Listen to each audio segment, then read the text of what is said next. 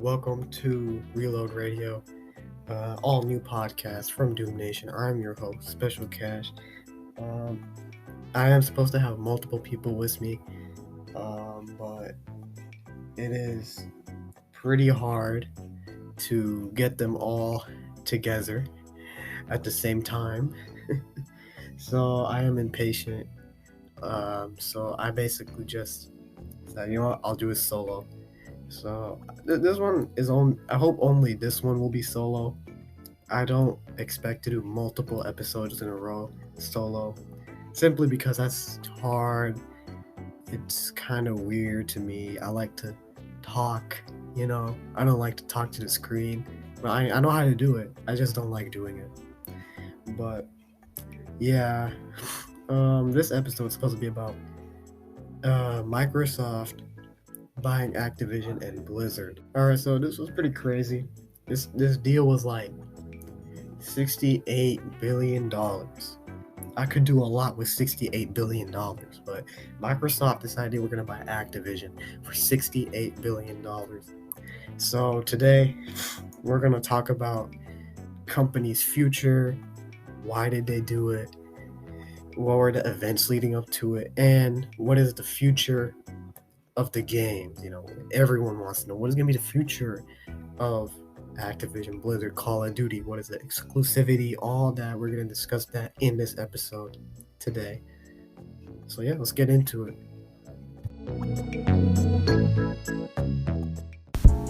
Alright, so I want to start with the company and its employees. So we all know Bobby Kotick's a little controversial because he's done some things, some not very good boy things.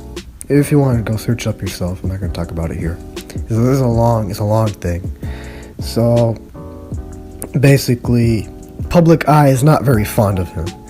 So Microsoft decided that they're going to let him go. Once the deal is over, he's going to get a $250 million check, and they're just going to let him go. They're pretty much just gonna tell him, go away. I don't want to see you again. And Phil Spencer, I'm pretty sure Phil Spencer will be running the whole operation. And the employees, the work culture over there is not very good. It was crunchy. It was a lot of crunch. There was a lot of harassments, stuff like that. And Xbox tweeted that they're gonna make it a more inclusive, a more, a better work culture than what it was before, which is great, because if the employees are happier, the product is gonna be better, which is good. So I'm happy for that. And what else is there? That's pretty much it about the company. Now I want to talk about the juicier part, which will be the games. Alright, so now I want to talk about the game's future. This is my third take, man. This is my third take. We got Activision. Activision out here with Call of Duty, Crash Bandicoot. What else do they got? They got Guitar Hero, yes, Guitar Hero. Everyone loves Guitar Hero.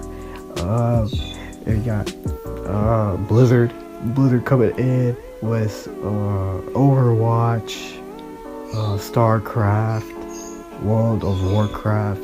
This is my third take. I really could check if StarCraft is owned by Blizzard, because every time I've said, I don't know if StarCraft is owned by Blizzard or not. I don't know. I really could have checked, but whatever. So I think the main topic a lot of people have been talking about is Call of Duty. Call of Duty is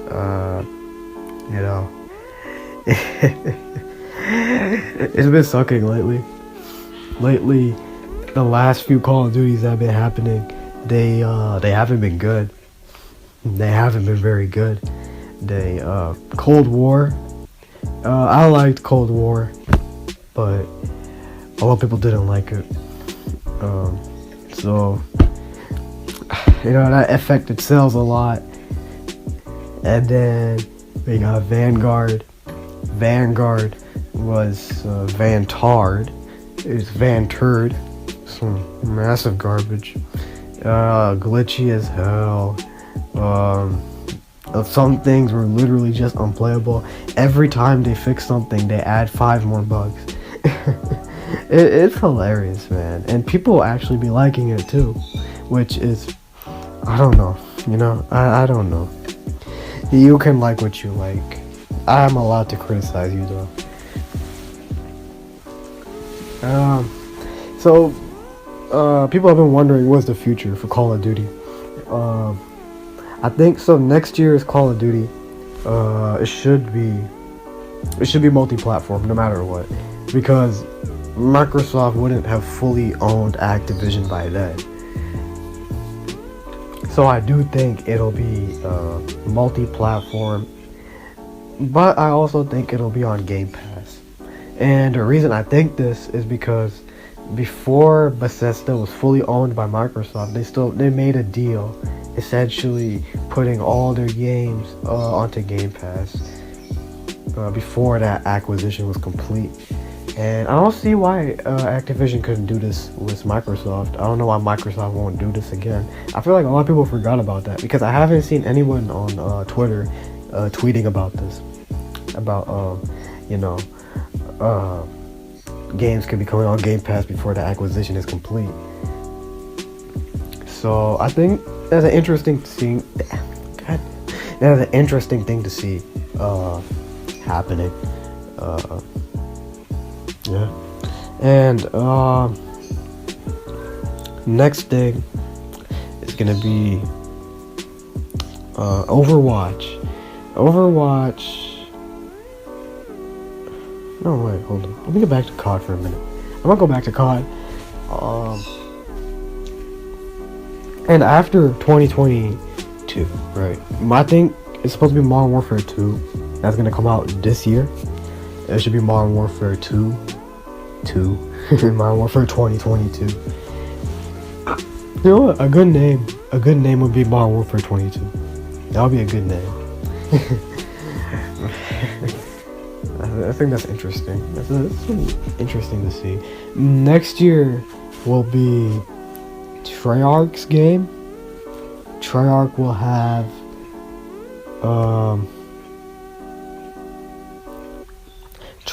have Black Ops, whatever they make, Black Ops something.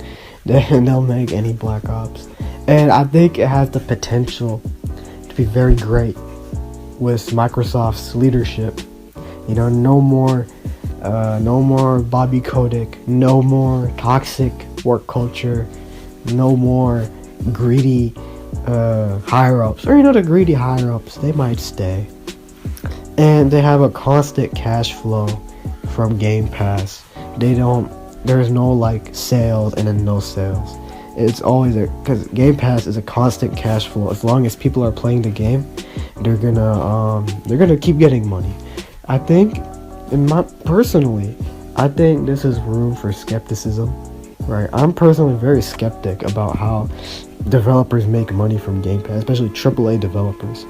But I don't think it's been enough time for me to really give a proper verdict on my opinions. So y'all can think about it. I think it's something worth thinking about. I think I'm a skeptic of Game Pass, and now hypocritically, I have 3 years of Game Pass. I have 3 years worth of Game Pass, so I guess I should not be talking. I am a shill. I am a Microsoft shill, apparently. There's that. And exclusivity. All people have been wondering whether Call of Duty will be exclusive. I personally think it will. I know it might be controversial. A lot of people will point to the tweet Phil made, which is, we have the desire to put our games onto PlayStation, Sony platform, whatever he said. Now, legally, he can't actually say anything stone. He can't say anything that can be set in stone. He said, well, a lot of people just take it at face value and be like, oh, he's gonna put the Call of Duty on the PlayStation. And I mean, I wouldn't mind being proven wrong. I'm not a big console fanboy. I like to joke around and be like, PlayStation is bad and stupid, and Xbox is the best. I like to joke around. I'm never usually that serious about it. I mean, I like Xbox personally. That's just me. If you like PlayStation, that's fine. You know, I don't hate you for it. I will have to kill you though. You know, it's nothing personal. I'm joking. Alright, this is post-edit Cash here. I was re-listening to the podcast after I published it on Spotify, and I realized I never actually told my reasoning of why I think the Desire tweet was nothing too special. So what I was trying to say was, it's not set in stone, because Desire doesn't mean that they are going to do it. Desire means that they want to do it. So my theory is, he's kind of nudging Sony to put Game Pass on PlayStation. That's what I think is going on here. But as I said, I could be proven wrong. I don't know. We have to see. Back to the normal podcasting. I want to talk about Overwatch 2. Overwatch 2 should be coming out, I think, this year or next year. It'll be multi-platform. And even if it was released under Microsoft, I think it'll still be multi-platform, simply because it's a live service game. And a live service game can make a lot of money from every platform. And there's, and you could say the same for Call of Duty. And you would be right, I suppose. But I think Call of Duty is such a big thing that I don't know if they'd really want to put their games on PlayStation. If they want to put Call of Duty on PlayStation, because Call of Duty is a big factor in people wanting to switch over to the other side. A lot of people would want to switch over to Xbox if they had Call of Duty exclusive, and the main thing Microsoft wants from this is more Game Pass subscribers. That's what they're banking on, completely, just Game Pass, and Game Pass, nothing else. This is what they are banking on. And this is really all they want. They could care less about if it's on a Microsoft platform. They put Game Pass on iPhone.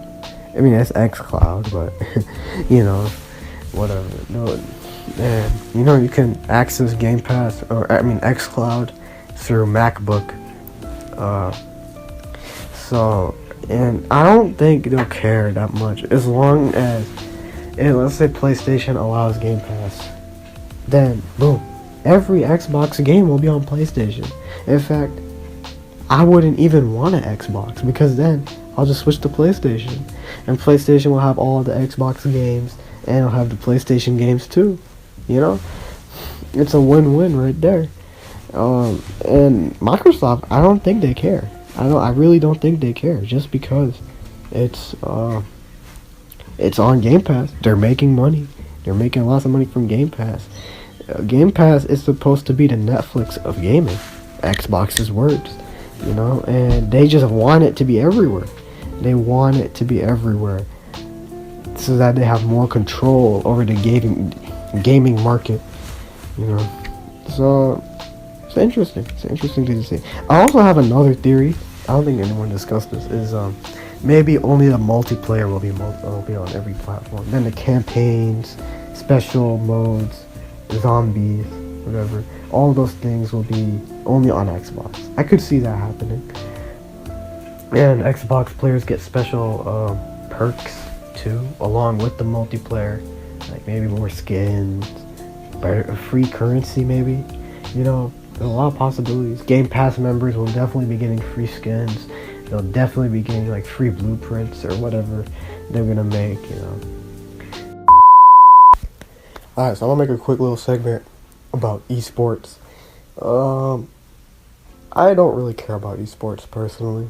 But I believe Microsoft. There was a rumor out there that was claiming a lot of things, like Call of Duty 2022 won't be released. Some other stuff. I don't necessarily think it's fake. No, actually, no. I think it's fake. It's very extreme. A lot of the replies were saying, this is fake, stupid, you know. I can't remember who tweeted it, but, yeah, I can't remember who tweeted it. I'll look into that later. But, esports, I believe they're changing CDL to MLG. I think it's because Microsoft owns MLG, and they wanted to switch it. I could be completely wrong, though, because I do not know a lot about esports. But this was like the one thing in the tweet that sounded like it makes sense. So, take it with a grain of salt. Take it with a very small grain of salt. Alright, so what I want to talk about is my thoughts and what I want from this deal. Also, I'm sorry if the audio completely changed. The problem is the older recordings, the audio is very low, and it was too close to my mouth, so you could hear a lot of S's and P's and stuff. It didn't sound nice. I sounded very stupid. So, what I want to talk about is what I want from this deal, and what are my thoughts. My thoughts personally, I like this deal, maybe because I play on Xbox. I like the deal personally. I think it could turn Activision around. It can turn Blizzard around.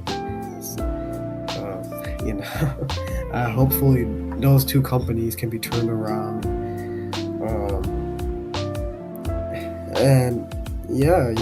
Hopefully their games can get a lot better. What I want is the removal of SBMM, or at least Call of Duty's SBMM. I remember one game I played. It was Black Ops Cold War. I played this. I was in the airfield map. I can't remember the name. It was like you're in an airfield hangar, and there's like bushes outside. There's like a little creek, I guess, on the side of the map. It was a good map. The bushes were annoying. I think they fixed that eventually, but overall, I think it was an okay map. But that wasn't the point. That's not the point.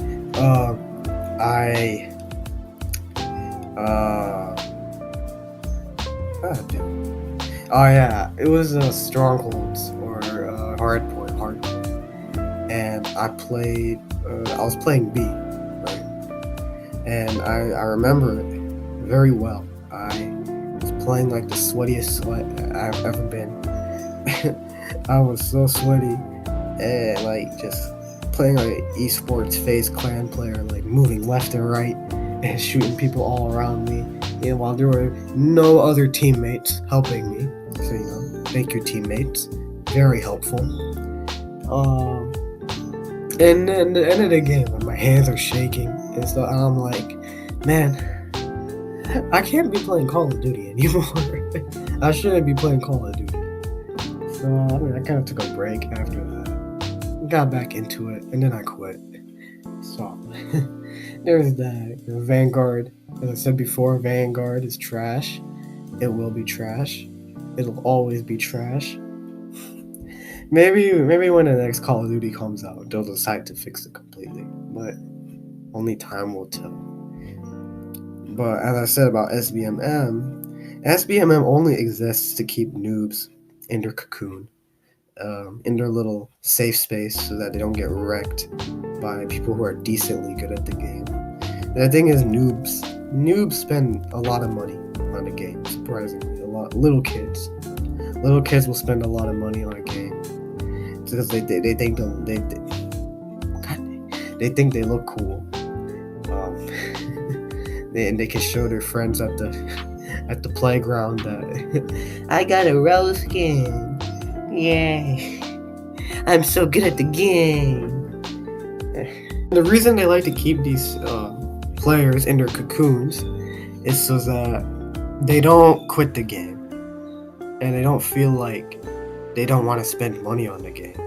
They, they need to spend money on the game. If they don't spend money, then Activision will lose money.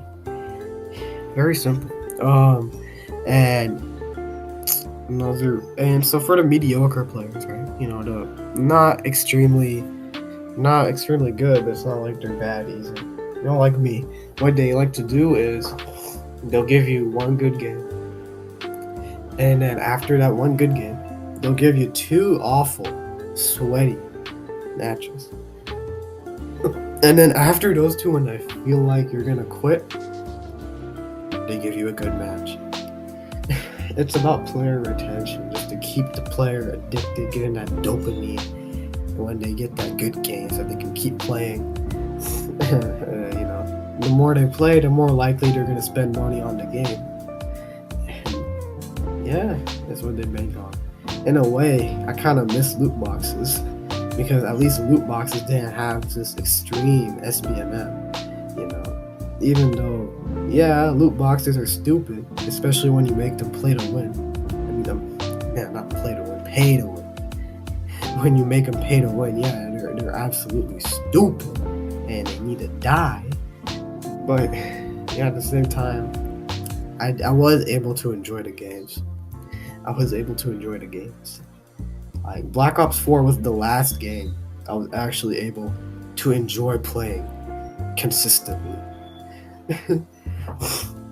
So yeah, bye SBMM. Well, and Microsoft has their own SBMM.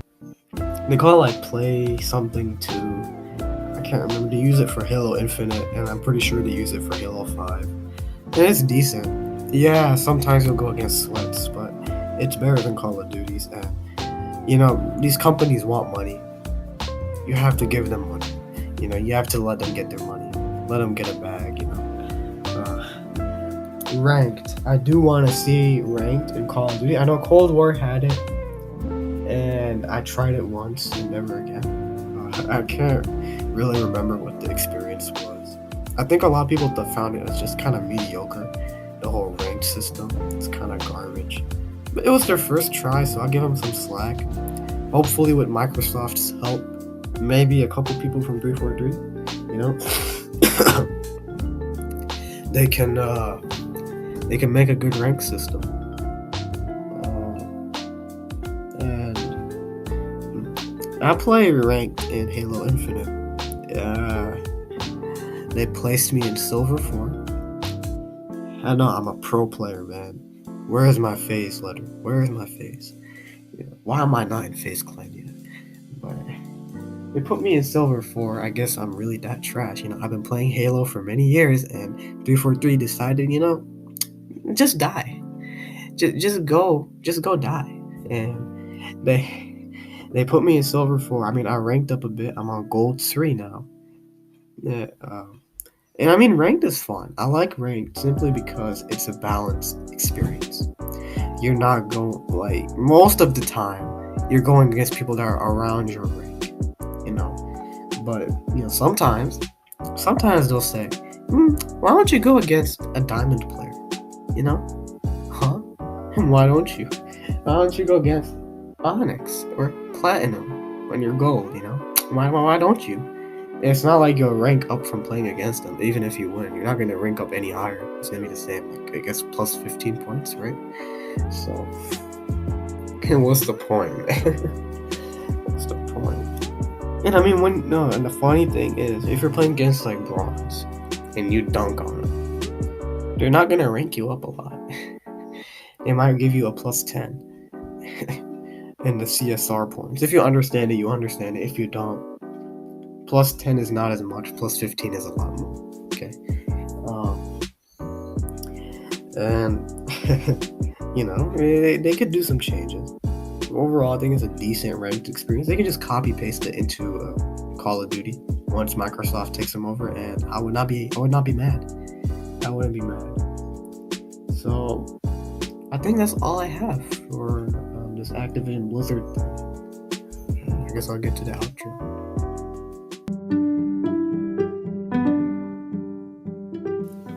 Alright. Thank y'all so much for listening or watching. I'm sorry you had to suffer through my voice. Also, I know there were parrots in the background. They kept on squawking, and I'm gonna apologize for that. Sorry this is a little short. Hopefully next episode I'll have some friends with me, and the episode will be longer, and probably it'll be more interesting. I'm also sorry that I'm kind of all over the place with my thoughts, since I don't actually have a script for this.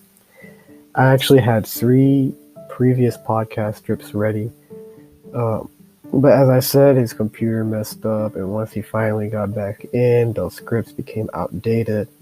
I couldn't do those myself, because the way those scripts were made, it was like everyone, So, yeah. Anyways, as I said, thank y'all so much for listening, for watching. If you're watching, be sure to hit the like button, leave a comment on what I can do better, and subscribe to Doom Nation on YouTube. Even if you're listening, be sure to subscribe. If you're listening, be sure to follow us on all the podcast platforms: Spotify, Apple Podcasts, Google Podcasts, Castbox. Be sure to follow us on Instagram, Doom Nation. We post all our updates there. We also have a Discord. It'll be in the description on YouTube. I think that's it. As I said, thank y'all so much for watching and listening. Hopefully, we'll see y'all in the next one. Peace.